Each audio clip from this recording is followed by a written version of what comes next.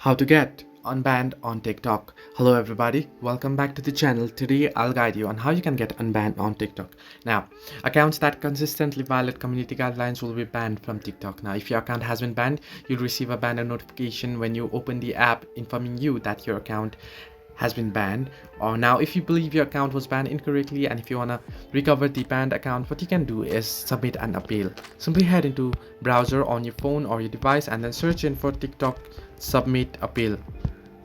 Submit a request or submit an appeal. Then here you can submit a verification request. Here you can see submit a request option. If you scroll down below, simply tap on it here.